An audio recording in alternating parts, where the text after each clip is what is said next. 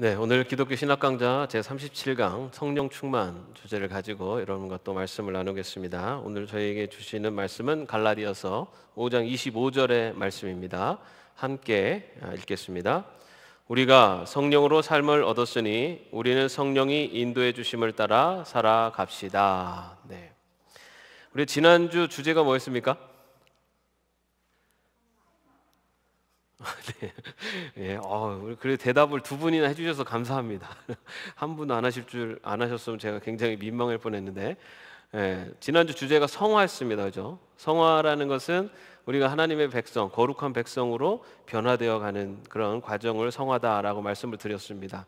이 성화는 누구에게 책임이 있다고 했습니까? 성화. 거룩한 백성으로 되어가는, 변해가는 것은 누구에게 책임이 있습니까? 나에게 책임 있죠, 나에게. 우리를 하나님의 백성으로 부르셔서 우리를 의롭다고 여겨주시고 구원을 주시는 분은 하나님의 은혜입니다. 전적인 하나님의 은혜. 그것은 우리의 공로가 1도 없습니다. 그러나 우리가 그런 구원받은 백성으로 이제는 거룩한 백성으로 변화되어 가는 데 있어서의 책임은 나에게 있습니다. 내가 내 신앙의 모습, 내가 내 삶 속에 성령의 열매가 나타나지 않는 것의 책임은 하나님 왜 나를 가만두십니까? 이게 아니라 내가 노력하고 수고하지 않았기 때문에 그렇게 변화되지 않는 그런 모습을 살게 되는 것입니다. 그래서 우리 주위에 신앙생활 하다 보면은 어떨 때는 저 사람은 참 정말 본이 되는 신앙인의 모습, 정말 시간이 흘러갈수록 더 정말 본받고 싶다라고는 이제 그런 모습이 보여지는 사람도 있고, 어떤 사람은 오랫동안 신앙생활하는데도 여전히 혈기가 툭툭 튀어나오고 교회에서 교인들과의 관계나 또 가정에서의 모습이나 이런 모습들이 전혀 발전되지 않는 이제 그런 모습이 보일 때도 있습니다. 어떻게 보면은 우리가 하나님의 백성을 하나님께서 우리를 구원해 주심의 은혜를 받았어도 우리가 살아가면서 신앙의 모습이 다른 모양으로 나타나는 것을 볼 수가 있는데요. 왜 그렇게 같은 하나님의 백성으로 부름을 받았는데 왜 그렇게 신앙생활의 모습이 다른 모습으로 나타나게 될까?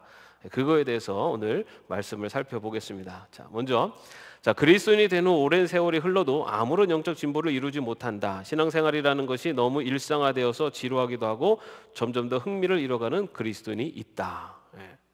신앙생활을 오히려 처음에 신앙생활을 하면 할수록 점점 더 고착화되어져 가고 그냥 지루해하기도 하고 아무런 의미도 못 찾아가는 이제 그런 신앙생활을 하는 모습들도 있습니다. 반면에 외적인 상황이 별로 좋지 않아도 하나님께 감사하는 마음을 잃지 않는 자, 가진 것이 별로 없어도 풍성하게 나눠주는 삶을 사는 자, 바쁘고 힘겨운 일상 속에서도 다른 사람들을 섬기는 일을 중단하지 않는 역동적인 그리스도인이 있다. 반대로 오히려 그의 삶의 형편이 객관적으로 볼 때 별로 좋아지는 것 같지 않은데 그의 삶 속에는 기쁨이 넘치고 그리고 자기가 어려울 텐데도 불구하고 남을 도울 수 있는 그래서 정말 저런 모습이 신앙인의 모습이 아닌가 라고 하는 그러한 신앙의 모습, 역동적인 그리스도인으로 살아가는 사람들도 있습니다.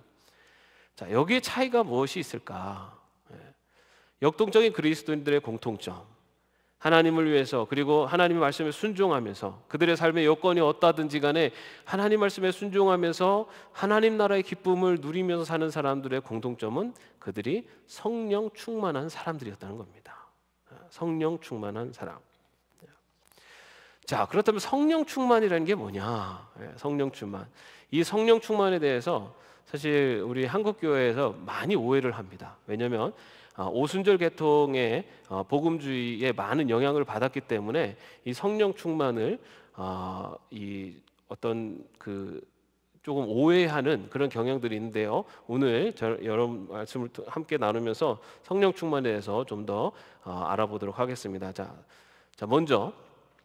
우리가 개념을 정확히 알아야 됩니다. 자, 그리스도를 영접할 때 주어지는 것으로 성령의 임재를 뭐라고 부릅니까? 그리스도를 영접할 때, 내가 예수님을 믿을 때 내 안에 성령님이 임재하시는 것, 이것을 뭐라고 부릅니까? 자, 이걸 성령 세례라고 합니다. 성령 세례. 자, 성령 세례는 성령님이 임재하시는 거예요. 그죠? 성령님이 임재하시는 거. 자, 우리가 보통 예전에 우리 부흥 집회 같은 걸 많이 가면은 뭐 성령 받아라 그 장풍도 쏘시고 이제 그런 경험도 있으신 분 계실 것 같아요. 근데 성령님은 삼위일체 하나님이세요. 그죠? 그래서 우리가 성령 받아라 이거는 맞지가 않아요, 어법적으로. 왜냐면은 성령님은 하나님이시기 때문에 내가 주고 받고 할 수 있는 그런 존재가 아니에요. 그래서 성령 받아라 이 얘기는 무슨 말이면 하나님 받아라 이거랑 똑같은 말이에요. 여러분 하나님 받아라 하면은 어떠세요? 듣기 좀 거북하시죠? 하나님을 받으라 말라 할 존재가 아니기 때문에. 성령님도 마찬가지. 성령님도 하나님이세요. 그래서 성령 받아라라는 어떤 에너지, 어떤 힘 이런 것을 성령이라고 생각하면은 오해입니다. 성령님은 하나님이세요. 예. 자, 그 성령 하나님이 내 안에 임재하시는 거예요. 내 안에 오시는 것. 이것이 바로 성령님이 내 안에 임재하심 성령 세례입니다. 자, 그럼 내가 성령 세례를 받은 것을 어떻게 할 수 있느냐? 예수님을 믿는 믿음이 내 안에 생기는 것, 그것이 성령 세례를 받은 증거입니다. 왜냐하면 우리가 예수님을 믿는 것은 내가 믿어야지 결단해서 믿어지는 것이 아니라 성령님께서 내 안에 임재하셔서 나에게 믿음을 주셔야지만이 그 예수님을 믿을 수가 있게 되는 거예요.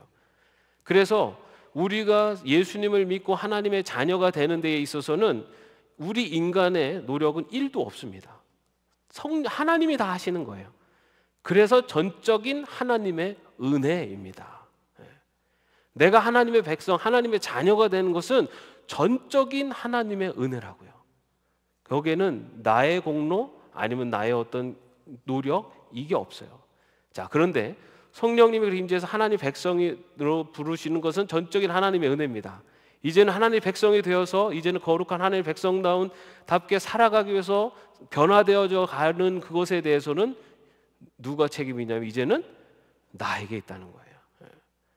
내가 아무리 신앙생활해도 여전히 나는 부족해. 그 책임이 나한테 있어요. 내가 더 많이 노력하고 더 수고하고 정말로 하나님의 뜻이 무엇인지를 알고 깨닫고 그것을 행동하기 위해서 노력하며 살아왔는가, 이거를 돌아봐야 되는 거지. 내가 오래돼서 하나님 왜 나를 이 정도밖에 안 되게 그냥 두셨습니까? 라고 할 이유가 없다는 겁니다. 자, 그래서 성령 세례는 성령님의 임재를 의미합니다. 자, 그럼 요단은 이건 뭘까요? 성령님께서 각자에게 주어진 역할과 사명을 감당하고 뭐를 위해 성령님께 각자에게 주신 역할과 사명을 감당하기 위해서 주시는 것, 이게 뭡니까? 성령의 은사입니다. 성령의 은사. 자, 우리는 각 지체들이 모여서 한 몸을 이뤘어요. 그죠? 그 지체들은 다 역할이 있어요. 그죠? 이 손은 손으로서 역할이 있습니다.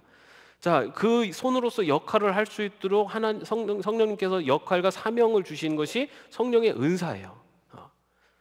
자, 여러분, 우리가 교회를 섬기고 또 가정을 섬기기 위해서 그리스도인으로서 나에게 주신 은사가 있어요. 뭐 우리 찬양 오늘 찬양을 했지만 하나님께서 나에게 찬양의 은사를 주셔서 하나님을 찬양하는 데 쓰일 수도 있게 하고요. 그리고 어떤 이들은 정말로 이렇게 힘들어하는 사람들이 다른 사람들은 잘 안 보여도 자기 눈에는 보여요. 저분의 얼굴 표정이 어둡네. 무슨 일이 있나? 이것도 하나님 주신 은사예요. 어떤 분들은 지나다니는데 교회를 지나가는데 아니면은 어디를 지나갈 때 쓰레기가 보여요. 그럼 그 쓰레기를 주워서 깨끗하게 치우고 싶어요. 근데 어떤 사람은 지나가도 그게 안 보여요. 자, 성령의 은사는 한마디로 말해서 교회를 세우기 위해서 주시는 모든 능력이 성령의 은사입니다. 성령의 은사하면 방언, 신유, 뭐 여러 가지 그런 신비적인 은사만을 생각하는데 그렇지 않아요. 성령의 은사 중에 가장 큰 은사가 뭔지 아십니까? 그것은 사랑입니다. 사랑. 고린도전서 12장에는 각종 은사들이 나열되어 있어요. 그리고서는 이보다 더 큰 것을 주시나니 하고 13장에선 사랑장이 시작됩니다. 성령이 주시는 가장 큰 은사는 사랑이에요. 내가 정말 누군가를 정말 진심으로 사랑할 수 있다면, 우리 교회 누군가 지체를 정말 사랑할 수 있고, 그리고 그 사람이 어떤 것도 용서해 줄 수 있는 그런 마음이 있다면 그것이 성령님이 나에게 주시는 은사입니다. 자, 이렇게 교회를 세우기 위해서 주시는 것이 성령의 은사입니다. 자, 그래서 성령의 특별한 은사를 받아서 놀라운 기적을 행한다고 모두 성령 충만한 것은 아니다. 이거는 뭐냐면, 자, 어떤 사람은 그런 성령의 어떤 은사를 가지고 내가 성령 충만하다라고 생각을 합니다. 그런데 여러분, 하나님께서는 그 성령의 은사를 주셔서 그 교회를 섬길 수 있도록 하시는 은사를 주시는데, 내가 은사를 받았다고 해서 내가 성령 충만한 것이냐? 이거는 또 별도입니다. 예를 들어서 앞에서 내가 주신 은사를 가지고 하나님을 찬양을 해요. 앞에서 찬양을 해도 내 안에 기쁨과 아니면 그 찬양의 감격이 없이 그냥 그 주신 은사를 갖고 찬양하는 경우도 있습니다. 내가 봉사를 합니다. 처음에는 정말 어떤 마음으로, 정말 그런 뜨거운 마음으로 봉사를 했는데 그냥 봉사를 하는, 그래서 어떻게 보면 좀 기능적인 역할을 하게 되는 이제 그런 경우들도 있어요. 그런 모습은 성령의 은사는 있지만 그 안에 성령의 충만함은 충만하다라고 말할 수가 없습니다. 성령의 세례, 그리고 성령의 은사, 성령 충만, 요것은 우리가 조금 구분을 할 줄 알아야 됩니다. 자, 그러면 조금 더 살펴보겠습니다. 자, 성령 충만은 뭐냐? 성령으로 충만한 사람은 생각이나 행동이 성령에 의해 깊이 영향을 받는 것이다. 자, 성령 충만한 사람들은 그의 생각이나 행동, 다시 말해서 그가 살아가는 전반적인 삶에서 성령님의 영향을 받는 겁니다. 내가 어떤 은사를 하는 그때 그 순간이 아니라 그의 삶의 전반적으로 생각하고 행동하는 것이 그 성령님의 영향을 받는 것, 그것이 성령 충만이라고 얘기할 수가 있습니다. 성령으로 충만한 삶을 사는 삶은 자신이 주인이 되어 판단하고 행동하지 않고 성령의 지배 아래 있으면서 성령의 인도하심을 따라 사는 것이다. 자, 그렇다면 성령 충만한 삶이라는 것은 어떤 모습이냐? 자, 성령은 하나님의 말씀의 영이기 때문에 성령으로 충만한 사람은 하나님의 말씀으로 충만한 사람과 같다. 자, 성령님은 하나님의 영이고 하나님은 말씀으로 우리에게 임하셨습니다. 그래서 성령의 충만한 사람은 바로 하나님의 말씀에 충만한 사람, 다시 말해서 하나님의 말씀을 가지고 살아가는 사람이에요. 성령을 가까이하고 하나님의 말씀에 의해 생각과 행동의 방향이 지배를 받고 그 말씀대로 행하려는 열정이 충만한 사람이 성령이 충만한 사람이다. 하나님의 말씀대로 살려고 하는 그 마음이 뜨거워지고 열정이 있는 사람들이 성령이 충만한 사람이에요. 우리가 하나님의 주신 은사를 가지고 그 하나님의 교회를 세우고자 하는 그런 뜨거운 마음, 그런 열정, 그것이 성령의 충만함이에요. 근데 아까도 말씀드린 성령의 은사를 행하고 있어도 그 열정이 없이도 할 수가 있어요. 그렇기 때문에 성령의 은사가 나타나면서 그 사람이 성령 충만한 거냐? 이건 또 다른 문제입니다. 성령의 충만한 사람은 하나님의 말씀에 의해서 생각과 행동이 지배를 받고 그 말씀대로 행하려고 하는 그런 열정, 그리고 그런 마음이 충만한 사람이다. 자, 그렇기 때문에 중요한 게 뭡니까? 열정과 감동만으로는 성령 충만이라고 말할 수 없어요. 뭐가 전제되죠? 하나님의 말씀이에요. 여러분, 하나님의 말씀을 모르면은, 우리가 제대로 모르면 어떻게 사는 것이 하나님의 뜻인지 모르잖아요. 그죠? 내가 생각하기에 옳은 대로 살아가는 거예요. 거기에 열정을 가지고 살아봐야 그거는 성령 충만한 삶이 아니에요. 성령 충만한 삶을 살기 위해서는 먼저 하나님이 원하시는 뜻이 뭐고 삶이 뭔지를 알아야 돼요. 그리고 그 말씀대로 순종하려고 하는, 그리고 그 말씀대로 살아가려고 하는 열정을 가지고 살아가는 것이 내 안에 성령이 충만함이라는 거예요. 근데 우리가 잘못 생각하고 잘못된 생각을 가지고 그것이 성령 충만인 줄 알고 살아가는 사람들도 있어요. 교회 가서 봉사하면 하나님이 물질적인 축복을 주실 거야. 그게 하나님께 복 받는 길이야. 그렇게 생각해서 그냥 교회 가서 막 그냥 봉사를 열심히 해요. 물질의 축복을 받기 위해서. 여러분, 성경에 그렇게 하나님의 좀 예가 그런 부분이 있습니다. 구약 성경의 복은 물질과 여러 자손의 축복, 이것이 복이에요. 예. 구약 성경에는 그게 이제 기본적인 복의 개념으로 나오는데 요 예는 조금 여러분들이 좀 헷갈릴 수도 있겠는데, 자 어쨌든 우리가 잘못된 믿음을 가지고 자기의 생각을 가지고 그걸 열심을 내면은 그거는 오히려 잘못된 결과를 나타낼 수 있습니다. 그렇기 때문에 하나님의 뜻을 제대로 알기 위해서 하나님의 말씀을 더 깊이 묵상하고, 그리고 묵상한 말씀대로 살려고 하는 마음의 열정과 행함이 나타나는 그 삶이 바로 성령 충만한 삶이라는 겁니다. 자, 좀 더 뒤에 가시면은 좀 더 이해하시기 편하실 것 같습니다. 다음, 성령으로 충만한 사람은 기적적인 은사의 발현에 있는 것이 아니라 성품과 삶에서 성령의 열매를 맺는 사람이다. 갈라디아서 5장 22절 23절, 그러나 성령의 열매는 사랑과 기쁨과 화평과 인내와 친절과 선함과 신실과 온유와 절제입니다. 이런 것들을 막을 법이 없습니다. 성령이 충만한 사람은 그의 삶 속에서 바로 이러한 성령의 열매들이 맺어지는 사람이 바로 성령이 충만한 사람들입니다. 자, 그리고 또한 성령은 거룩한 영으로, 성령으로 충만한 사람은 점점 더 거룩하게 될 것입니다. 자, 거룩하게 되다 뭡니까? 성화죠, 성화. 그죠? 거룩하게 되다, 성화. 자, 성령에 충만한 사람은 그의 삶 속에 성화의 삶이 나타난다는 거예요. 성령에 충만한 사람, 그의 삶 속에 성화의 삶이 나타난다. 그래서 전인격적으로 그리스도를 닮아고 실제 삶에서 거룩한 그리스도를 닮은 성숙한 모습을 보이는 것이 성령 충만한 사람이다. 자, 다음, 자 여기서 우리가 한 번 더 생각해야 될 게 뭐냐? 자, 지난번에 우리가 성화에 대해서 이야기할 때 성화는 자신이 책임이 있고 그 거룩하게 되기 위해서 수고하고 노력해야 된다라고 말씀을 드렸습니다. 그죠? 자, 그런데 그 수고하고 노력하는 데 있어서 자신의 결단과 의지만으로는 사실은 한계가 있어요. 내가 의지 세운다고, 내가 결단한다고 해서 그렇게 내가 성화의 길을 변함없이 갈 수 있느냐? 그렇지 않습니다. 누가 도와주셔야 되는 겁니까? 성령님이 도와주셔야 돼요.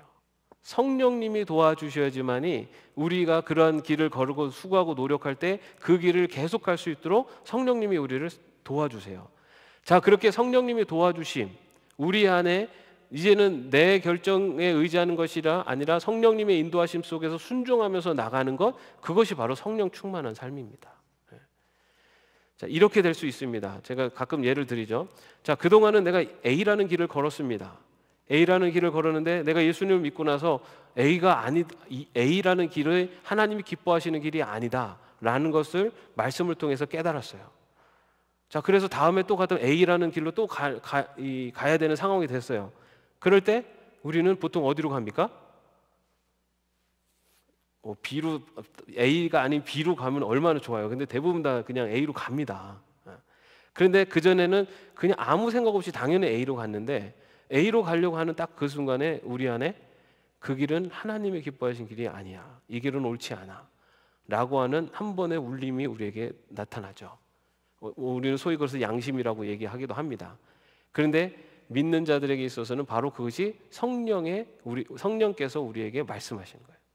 성령께서 우리를 도와주시는 거예요. 그 길은 가면 안 돼. 그럼에도 불구하고 우리는 결국은 우리의 결단으로 또 잘못된 길을 갈 때가 많아요. 그 다음에 또 신앙생활하면서 하나님의 말씀을 보면서 다시 한번 더 우리가 깨달아 갑니다. 다시 또 그때 그런 상황이 왔어요. 그 다음에는 딱 가려고 했더니 더 강하게 우리를 잡으시는 거죠. 그쪽으로 가면 안 돼. 하나님의 말씀이 더 강하게 나에게 깨달음이 있기 때문에 성령님이 나에게 더 강하게 붙잡으시는 거죠. 그 길로 가면 안 돼. 하나님은 원하지 않으셔. 자, 그래서 그때 순종하고 다른 길로 가면 좋죠. 근데 많은 부분은 또 그대로 갑니다. 자, 그런 과정에 반복되는데, 예전에는 당연했던 것이 한 번의 거리낌이 있고 두 번의 강력한 거리낌이 있고, 그리고 세 번째에서는 주저하면서 한 번 이 다른 길로 가는, 이렇게 삶이 조금씩 변해가는 거예요. 조금씩. 우리가 성령 충만하다고 해서 갑자기 막 내 삶이 막 완전히 거룩한 모습으로 바뀌지 않습니다. 예. 조금씩 변해가요. 조금씩. 그런데 그 가운데에서 조금씩 이제는 내가 생각하고 내가 고집했던 것을 자꾸만 하나씩 하나씩 내려놓으면서 성령님의 인도하심, 하나님 말씀의 깨달음을 통해서 주시는 성령님의 인도하심에 내가 자꾸만 순복하면서 걸어갈 때 내 안에 성령님의 충만한 그런 삶의 모습들이 나타나게 된다는 겁니다. 예. 그런 모습을 그런 길을 걸어갈 때 우리 안에 나타나는 삶의 모습이 바로 성령의 열매의 모습이 나타나게 됩니다. 자, 성령은 하나님 나라의 공동체를 또한 성숙하게 만듭니다. 사도행전 2장 42절에서 47절 말씀에 보면요, 그들은 사도들의 가르침에 몰두하며 서로 사귀는 일과 빵을 떼는 일과 기도에 힘썼다. 모든 사람에게 두려운 마음이 생겼다. 사도들을 통하여 놀라운 일과 표징이 많이 일어났던 것이다. 믿는 사람은 모두 함께 지내며 모든 것을 공동으로 소유하였다. 그들은 재산과 소유를 팔아서 모든 사람에게 필요한 대로 나누어 주었다. 그리고 날마다 한 마음으로 성전에 열심히 모이고 집집이 돌아가면서 빵을 떼며 순전한 마음으로 기쁘게 음식을 먹고 하나님을 찬양하였다. 그래서 그들은 모든 사람에게서 호감을 샀다. 주님께서는 구원받는 사람을 날마다 더하여 주셨다. 성령의 충만한 삶의 모습은 또 이 성령 하나님을 통해서 공동체가 성숙한 공동체의 모습으로 변화되어지고 나타나게 된다라는 것을 또 성경에서는 기록하고 있습니다. 사도행전에 나오는 초대교회의 모습은 자신의 것을 다 내어놓고 공동체를 위해서 하나가 됐던 모습을 볼 수가 있습니다. 그런데 그런 일이 가능했던 이유를 바로 성령의 충만함, 그들이 하나님의 말씀, 성령님 앞에 전적으로 순종했기 때문에 그렇게 살아갈 수가 있었고, 바로 그렇게 살아갈 때 공동체가 온전히 회복된다는 겁니다. 우리는 개인적인 신앙과 공동체적인 그 신앙 안에서 이게 좀 분리를 하기도 하는데요. 근데 사실은 그것이 분리되지 않습니다. 왜냐하면 교회는 개인의 교회가 아니고 무리가 교회예요. 그래서 내가 성령의 충만함을 얻고 살아가면 바로 내 모습을 통해서 교회가 성령 충만한 모습으로 나타내어지고 그런 방향으로 변화되어져 가는 것입니다. 그래서 성령이 충만할 때 나타나는 모습은 우리의 삶 속에 성령의 그런 9가지 열매의 모습이 나타나고, 또한 우리 교회 공동체가 성숙한 모습으로 변화되어지는 것이 성령 충만을 통해서 나타나는 모습이라고 할 수가 있습니다. 자, 그리고 교회를 제가 이걸 안 넘겼었네요. 죄송합니다. 교회를 사랑하고 교회를 세우기 위해서 성령이 주신 은사로 잘 섬기는 사람이 성령이 충만한 사람이다. 말씀드린 것처럼 교회 공동체를 성장시키고 성숙하는 데 있어서 자신이 교회의 일원으로서 그 교회를 온전히 세우는 그런 일을 감당하는 것이 또한 성령 충만한 사람이다라고 말할 수가 있습니다. 고린도서 12장 7절 말씀에 보면요, 각 사람에게 성령을 나타내 주시는 것은 공동 이익을 위한 것입니다. 성령의 역할을 우리 몸에서 어떤 식으로도 비유를 하냐면, 성령은 우리 안에, 몸 안에 흐르는 피라고 그렇게 비유를 합니다. 성령이 우리 어떤 지체도 그 피로부터 산소와 영양분을 공급받지 않으면 살 수가 없죠. 그래서 어떤 지체도 바로 그 성령의 그 성령을 통해서 힘을 얻고 그 성령을 통해서 연결되어지고 지체와 지체를 연결하는 그러한 또한 그 역할이 바로 이 우리 안에 흐르는 피 아닙니까? 그죠? 그리고 그 피가 없으면은 그 지체가 역할을 못하게 되는 그런 모습. 그래서 성령을 그렇게도 표현을 합니다. 그래서 우리 안에, 우리 몸에 혈액 순환이 잘 돼야지 우리 몸이 건강한 것처럼 교회 각 지체들의 성령의 혈액 순환이 잘 되어야지만이 교회가 건강해질 수 있다.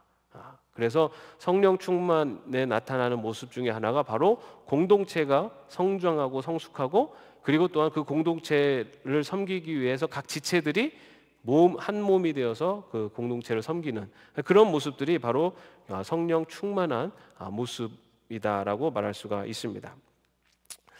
자, 성령은 필요할 때 특별한 능력을 발휘하게 하는 분이므로 어떤 경우에는 성령이 강하게 역사하여 놀라운 능력을 발휘하면서 하나님 나라를 섬기게 할 때도 있다. 성령은 아까도 말씀드린 성령의 은사와 성령 충만은 좀 다릅니다. 그러나 우리가 성령의 은사를 그렇다고 부정할 필요는 없어요. 성령님은 역사하는 능이 있으신 분이기 때문에 어떨 때는 정말 놀라운 기적으로 우리의 삶 속에서 나타나시기도 하십니다. 그리고 아까도 말씀드린 제가 성화를 기록할 때 책임은 우리에게 있어요. 그죠? 그런데 하나님께서 내 삶 속에 성령님께서 아주 강권적으로 역사하셔서 갖고 우리를 확 돌리실 때도 있습니다. 하나님께서 기다리시기도 하시고 스스로 깨닫고 돌아올 때를 기다리기도 하시지만 하나님께서 성령님께서 우리를 아주 강권적으로 역사하셔서 우리 삶 속에 놀라운 능력으로 우리를 확 잡아 끌으실 때도 있어요. 우리가 하나님의 능력을 제한할 필요는 없어요. 성령님의 역사하심을 제한할 필요는 없고 부정할 필요 없습니다. 제가 아까 말씀드린 것은 일반적으로 우리의 삶 속에서 성령님의 역사하심은 그렇게 우리의 자유의지를 꺾으시면서 하시는 것이 아니라 자유의지를 하나님께서 우리 자유의지를 존중해 주시면서 돌아올 수 있도록 계속해서 성령님이 우리를 자극하시고 우리를 이끌어 주시는데, 그런데 어떨 때는 성령님께서 아주 놀라운 역사로 우리를 구해 주시기도 하십니다. 어떨 때는 정말 뭐 그런 고백도 있잖아요. 교통사고가 났는데 정말 다 부셔졌는데 털끝 하나도 상함이 없는 그런 경우도 있어요. 그런 것은 정말 어떻게 말로 표현이 안 되죠. 우리의 삶 속에 성령님께서 그런 놀라운 기적으로 행하실 수도 있어요. 그것을 부인할 필요는 없습니다. 그러나 우리의 성령 충만한 삶이라는 것은 그런 놀라운 기적을 통해서 우리를 변화시키기도 하지만은 또한 서서히 우리가 점점 하나님의 백성으로 이렇게 변해가도록 이끌어 가시는, 그리고 그렇게 이끌어 가심에 점점 내 자신을 내어놓고 나의 결정들을 내려놓고 하나님의 결정에 순종하며 가는 바로 그러한 삶이 성령 충만한 삶이다라는 것입니다. 성령 충만한 삶을 사는 자들의 모습 속에 나타나는 것이 바로 거룩한 하나님의 백성의 모습이 나타납니다. 자, 하나님을 대적하는 악의 영에게 담대하게 맞서거나, 자, 우리가 악과 어떤 그 영적 세계에서 강력한 힘을 발휘할 수 있는 것, 또한 신앙을 버리라는 유혹과 강압 앞에서 굳건하게 믿음을 지키거나, 죽음 앞에서도 자기가 그 믿음을 지킬 수 있는 그런 힘, 복음에 호의적이지 않은 상황에서 담대하게 복음을 전하는 사람들은 성령의 충만한 능력에 사로잡힌 사람들이다. 성령께서는 그렇게 우리 성령 충만한 때 바로 그런 놀라운 역사하심으로도 우리에게 나타나시기도 합니다. 자, 그렇다면 어떻게 성령으로 충만해지는가? 먼저 성령 충만은 선택이 아니라 의무입니다. 에베소 5장 18절 보면 성령 충만을 받으라. 성령 충만을 받으려면 받아라, 이게 아니에요. 받으라. 성경에 보면은 성령의 충만함을 받으라라는 명령형으로 되어 있습니다. 그래서 이 성령 충만함을 받는, 성령 충만한 삶을 사는 것은 우리 그리스도인들에게 주어진 의무, 명령이다라고 말할 수가 있습니다. 그리스도인이 영적으로 승리하는 삶을 살기 위해서는 바로 성령 충만한 능력이 필요하게 됩니다. 성령으로 충만하게 되기 위해서는 먼저 조신 분이 계신 것 같아서 예. 성령으로 충만하게 되기 위해서는 하나님의 왜 그러죠? 하나님의 말씀의 기초 위에서 기도에 열심을 내야 한다. 자, 성령으로 충만하게 되기 위해서는 말씀, 아까 말씀드렸잖아요. 우리가 어떤 길을 가야 되는지 분명히 깨달아야 됩니다. 그죠? 그리고 기도는 여러분, 우리는 기도를 보통 하나님께 우리가 무엇을 간청한다, 간구한다라는 게 기도잖아요. 그죠? 근데 여러분, 기도를 우리가 기도를 간절하게 해서 하나님을 변화시키는, 하나님의 뜻을 내 뜻에 맞춰서 변화시키는 이제 이런 것을 기도라고 우리가 보통 생각할 수 있어요. 그래서 어떻게 보면 막 매달리는 거죠. 하나님 이것 좀 어떻게 해주십시오. 그죠? 그런데 여러분, 진짜 참된 기도는 내가 기도를 해서 하나님을 변화시키는 것이 아니라 기도를 통해서 내가 변화됩니다. 진짜 깊은 기도의 삶이라는 것은 바로 기도를 통해서 내가 변화돼요. 나의 요구를 들어달라고 요청하는 것이 아니라 기도를 통해서 하나님이 원하시는 삶을 내가 사는 삶으로 변화되어지는 것이, 그것이 기도입니다. 그래서 성령 충만한 삶에서 기도라는 것은 성령 충만한 삶을 살게 해주십시오, 성령님 뭐 이렇게 도와주십시오가 아니라 성령님의 깨달음, 그리고 성령님이 주시는 말씀에 순종하는 삶을 살게 하옵소서. 하나님의 말씀에 순종하는 삶을 살게 하옵소서. 하나님 이것을 주십시오가 아니라 하나님 기뻐하시는 이러한 삶을 살 수 있는 용기를 주십시오. 하나님이 기뻐하시는 이러한 삶을 살게 하옵소서. 이것이 바로 성령 충만을 향한 기도의 모습입니다. 자, 마가의 다락방에 모인 제자들은 기도하기 힘썼고 말씀을 날마다 들으며 몰두하고 있었다. 말씀과 기도. 기도, 우리가 어떻게 보면 신앙생활에 있어서 가장 중요한 두 가지를 말한다면 바로 말씀과 기도입니다.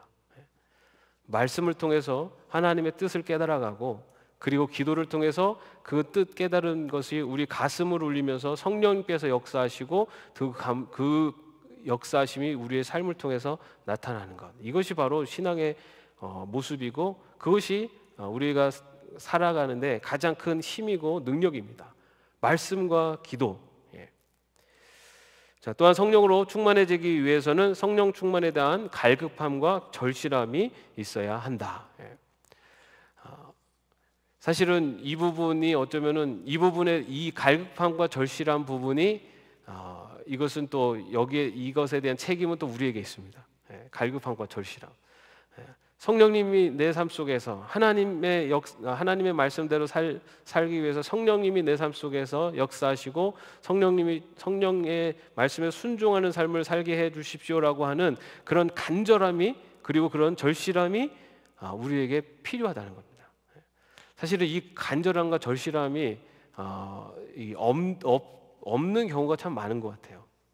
그냥 뭐 사실 하나님은 믿지만 당장 하나님이 내가 살아가는데 뭐 그렇게 당장 이게 뭔가 이렇게 뭘 안 해주셔도 그냥 이 정도면 뭐 괜찮지 뭐. 그런데 성령 충만은 우리의 평생 동안에 완벽하게 이룰 수가 없습니다. 완전한 성령 충만은 우리가 이룰 수가 없어요. 그렇기 때문에 이 정도면 됐지라고 생각할 수 있는 성령 충만함은 없습니다. 우리는 계속해서 성령 충만함을 하나님 앞에 간구하고 또 기도하면서 그런 삶을 살 수 있도록 성령님께서 도와주시고 또 그렇게 살아갈 수 있도록 하옵소서라고 간구하는 삶을 살아야 되는 것이 우리들입니다. 이 정도면 됐지라는 신앙은 없어요. 그리고 과거에 이렇게 했는데 이런 신앙도 없습니다. 내가 과거에 얼마나 이런 일을 했고 얼마나 열심히 했는데 이거는 아무 의미가 없어요. 이 정도면 됐지 이것도 의미가 없어요. 신앙은 현재의 내 모습이 어떠한가가 신앙의 모습이고, 앞으로 어떤 길을 가려고 내가 바라보고 있는가, 이것이 내 신앙의 지금 평가지, 과거에 내가 어떻게 했고 뭐 이 정도면 됐지 이런 신앙은 없습니다. 우리는 계속해서 우리 신앙이 깊어지기 위해서 하나님 앞에 하나님의 뜻대로 살기 위해서 계속해서 수고하고 노력해야 되고, 성령 충만한 삶을 살기 위해서 계속해서 간구하고 기도하면서 나가야 되는 것이 우리들의 삶이에요. 언제까지 그러면 됩니까? 직분 은퇴할 때까지 그러면 됩니까? 아니에요. 죽는 순간까지, 마지막 순간까지도 계속해서 내 자신을 성령 충만한 삶을 살기 위해서 계속해서 기도하고 또 거룩한 삶을 살기 위해서 노력해야 됩니다. 자, 절실함과 갈급함이 필요한데 로마서 7장 22절 24절 나는 속사람으로는 하나님의 법을 즐거워하나 내 지체에는 다른 법이 있어서 내 마음의 법과 맞서서 싸우며 내 지체에 있는 죄의 법에 나를 포로로 만드는 것을 봅니다. 나는 비참한 사람입니다. 누가 이 죽음의 몸에서 나를 건져주겠습니까? 내 마음은 원이로되 내 육이 마음처럼 되지 않는. 그러니까 우리가 갖고 있는 이 육신의 한계는 우리는 죄의 본성을 죽을 때까지 다 벗을 수가 없어요. 우리는 그 죄의 본성을 갖고 있는 사람들이에요. 죽을 때까지. 마지막 죽는 그 순간까지도. 그렇기 때문에 우리는 그 죄의 본성을 계속해서 정화시키고 내려놓고 벗기 위해서 노력하는 성화의 과정, 그리고 그 과정을 위해서 성령의 충만함을 위해서 간구하면서 나가는 바로 그런 삶이 우리에게 요청됩니다. 내 안에 있는 약점과 죄성으로 인한 한계를 절감하면서 터져나오는 안타까움이 있어야 한다. 이것이 바로 성령 충만의 절실함입니다. 자, 이 성령 충만은 평생의 과정입니다. 성령 충만은 이례적인 사건이 아니고 지속되는 과정입니다. 성령 충만의 완성이란 없습니다. 계속해서 더 충만하기 위해서 노력해야 합니다. 내 뜻대로 살려고 하는 마음, 그런 불순종과 이 정도면 됐지 않은 자기 만족에 빠져 있는 상태에서 벗어나 더욱 풍성한 성령 충만 받기를 갈망하며 신앙의 여정을 마칠 때까지 끝까지 달려가야 하는 것이 바로 우리가 살아가는 신앙의 여정입니다. 성령 충만은 하나님 나라와 의를 위해서 살 수 있는 힘의 원천이며 세상의 소금과 빛으로 살 수 있는 힘이 됩니다. 여러분, 성령 충만한 삶을 살 수 있기를 바랍니다. 성령 충만한 삶을 살기 위해서는 아까도 말씀드린 대로 하나님의 말씀을 정말 제대로 알고, 그리고 하나님의 말씀에 순종하기 위해서 노력해야 됩니다. 수고하고 노력해야 돼요. 그런데 그 수고하고 노력하는데 우리만의 의지로는 그것을 완수할 수가 없어요. 성령님이 우리를 도와주셔야 됩니다. 성령님이 우리 안에 충만하게 계셔야 돼요. 그 성령의 충만함이 있을 때 우리는 전적 하나님 앞에 순종하는 길을 걸어갈 수 있는 힘을 얻을 수가 있어요. 그리고 그런 성령 충만한 삶을 살아갈 때 우리의 삶 속에서 성령의 9가지 열매의 그런 열매들이 맺혀질 수가 있는 것입니다. 여러분의 삶 속에 이 성령 충만이 점점 더 충만히 흘러 넘치기를 바랍니다. 그래서 우리의 신앙의 연륜이 깊어질수록 점점 더 우리의 삶이 그런 성령의 아름다운 열매를 맺어갈 수 있는 그런 저와 여러분의 삶이 되기를 축원합니다. 기도하겠습니다. 하나님, 우리를 하나님의 자녀 삼아 주시고 우리 안에 성령 임재하시어 예수 그리스도를 믿게 하시니 감사드립니다. 이제 우리의 삶이 정말로 하나님의 백성다운 거룩한 백성으로 변화되어져 가기를 원합니다.